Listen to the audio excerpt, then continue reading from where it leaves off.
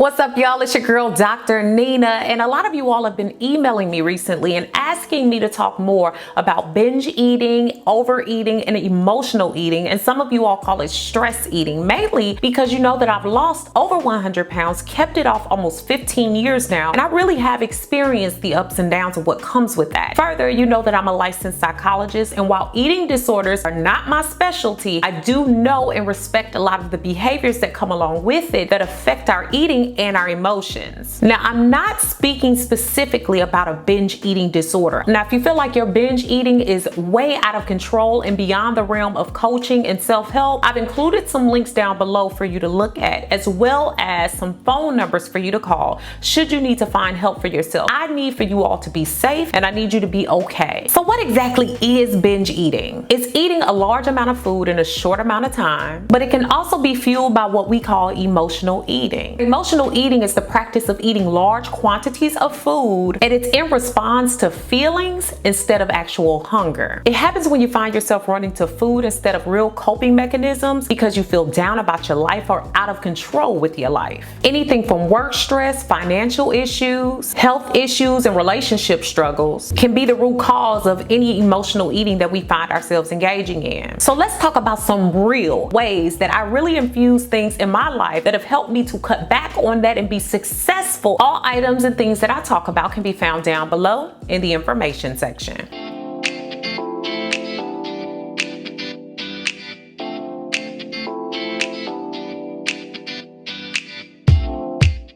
And y'all, don't forget to thumbs up this video if you like it, comment, share, and subscribe. And also click on those notification bells so you can know when I upload on Thursdays and Sundays. Make sure you also check out my Now That's Life podcast, which is now live, and you can check it out on all your major podcasting platforms. Links to my podcast can be found down below in the information section. So y'all, one of the first things was have a real reality check. I always thought I just eat because I want to, or because I'm bored, or because food is around. I didn't really acknowledge when I was really hungry or when I was starting to be fueled by bad emotions, depression, anxiety. I don't know if you all can relate, but click like if you can. I also want to infuse in what the Mayo Clinic has had to say about these two things. When it comes to physical hunger, it develops slowly over time. You desire a lot of different food groups. You feel the sensation of being full, and you actually stop eating on that cue. And you don't have negative feelings related to eating. With emotional hunger, it comes about very suddenly. You crave only certain food, like I'm hungry for pizza, I'm hungry for fried fish. You might binge on food and you might not feel full at all, and you feel guilt or shame behind eating. A lot of it could be fueled by feelings of anxiety and depression as opposed to real hunger. It helps us to be stronger, more equipped with knowledge on our bodies, and it also helps us to make better decisions. I had to make sure that I found my balance. Living a balanced life means that you're pretty happy with all or most areas of your life. You're meeting your physical, emotional, and spiritual needs. When it comes to food and eating specifically, an imbalance is when you're having too little of the healthy foods and you're having too much of unhealthy foods. When it comes to food, for me, it always pays to have a plan for meal prepping or planning, like I've shown you guys in many videos over the years, or also having healthier options and pre-portioned options like HelloFresh, who's partnered with me to bring you guys today's video. And if you don't know, HelloFresh is America's #1 meal kit that delivers fresh ingredients as well as directions direct to your door. The meals are sustainable and pre-portioned, making me less likely to overeat and also having less prep time and waste. The food is actually very good, and they offer options like low calorie, vegetarian, and family options. And I save a lot of time with prep because meals take between 20 to 30 minutes to prep. I can change my delivery dates, preferences, and even skip a week when I need to. And HelloFresh is now from only $5.66 per serving. So go to HelloFresh.com and use my code DrNina10 during HelloFresh's New Year's sale for 10 free meals, including free shipping.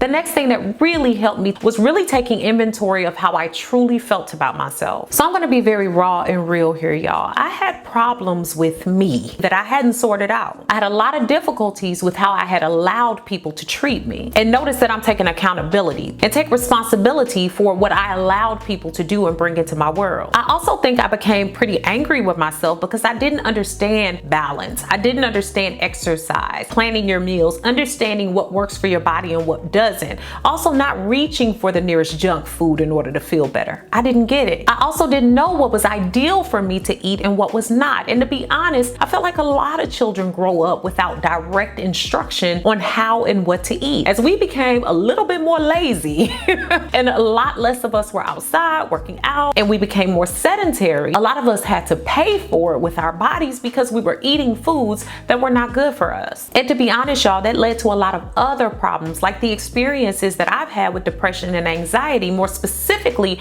my first year of college, undergrad, when I almost failed out and flunked out with a 0.89 GPA one of the semesters. Yes, and I had to realize where those feelings of hopelessness came from and where that sadness came from, and I was gaining weight rapidly. In order to move forward, I had to confront my insecurities and deal with my shortcomings myself through counseling, therapy, through also some coaching, mentoring, ensuring that I received a way to have outlets and also finding hobbies instead of food.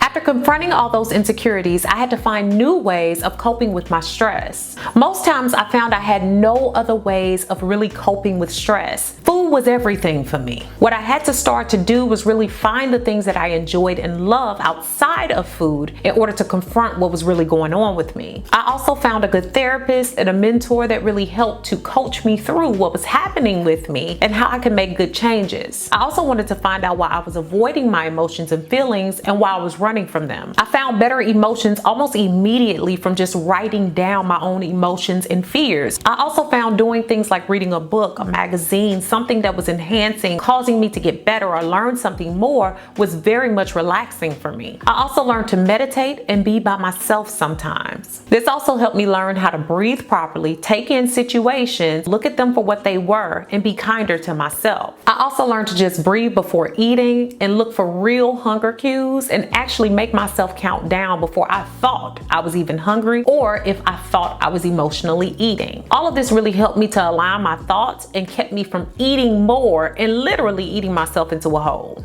So after that, y'all, I took common offenders, both people and food, out of my closet and my pantry. I had to trash and donate food that was high in fat, high in calories, high in sugar, that no longer fit my new lifestyle. Whatever was tempting me and throwing me off had to go.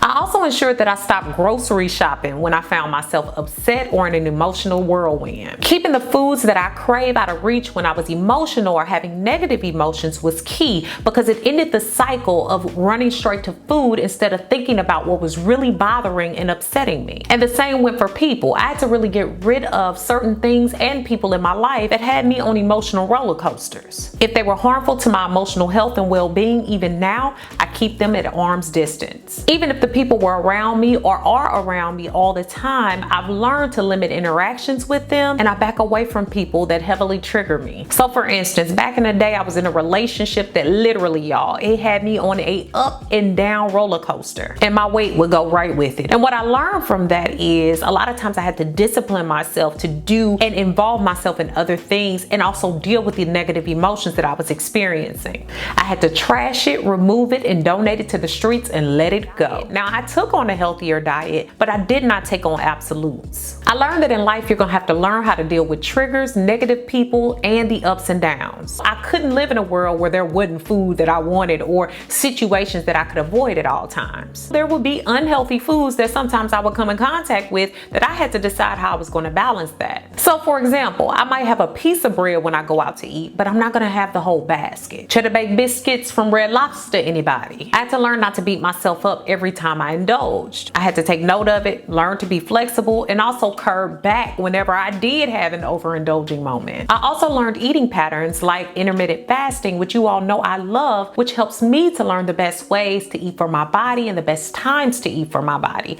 I use the 16-8 method, and I have videos linked below about that. When I would overindulge, I would feel like I should throw away my whole day or my whole healthy lifestyle all at once. If I didn't work out and if I didn't eat right, I always felt the need to just let it all go, but I had to get to the root of why that was. I found that I couldn't have all or nothing rule. Your life is going to be full of things that change all the time, but that does not mean you cannot keep your eye on the prize or get back on the ball. I do run away from the track sometimes, but I don't stay far. I had to realize that this life is full of triggers and full of things that are going to throw you off your path if you allow them to, but it's up to me to overall keep my life balanced. Sometimes you just have to be flexible. And also there's so many options out there like therapy, counseling, coaching, holding yourself accountable that can really help you be even more successful when you're trying to do this thing. And last but certainly not least, I had to really do the work and find real support and a really great tribe. Now, when I was at my heaviest, y'all, I used to isolate myself and eat as much as I possibly could behind the backs of people. I could really hide myself.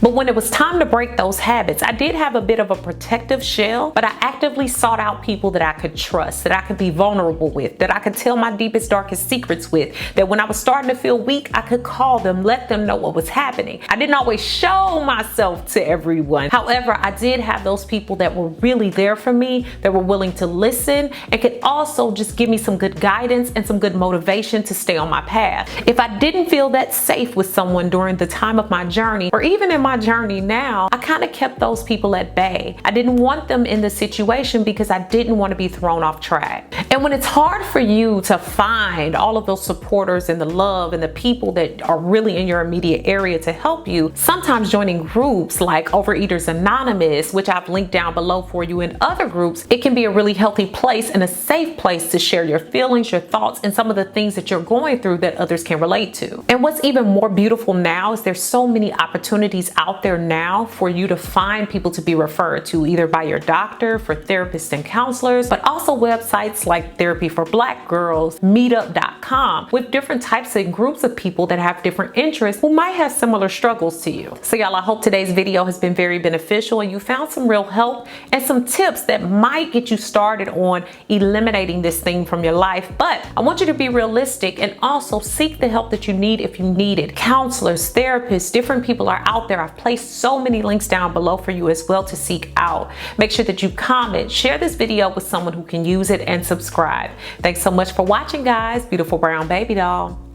Peace. Special thanks to Jason Bowie of Trinity Media Solutions for co-producing and filming today's video. His information can be found down below in the information section. Thanks so much for all the love and support over on my new website. If you haven't already, go ahead and check it out and join me for new ways to interact with me, giveaways and prizes, weekly emails, as well as my free 8-day supernatural video course, which is free when you sign up.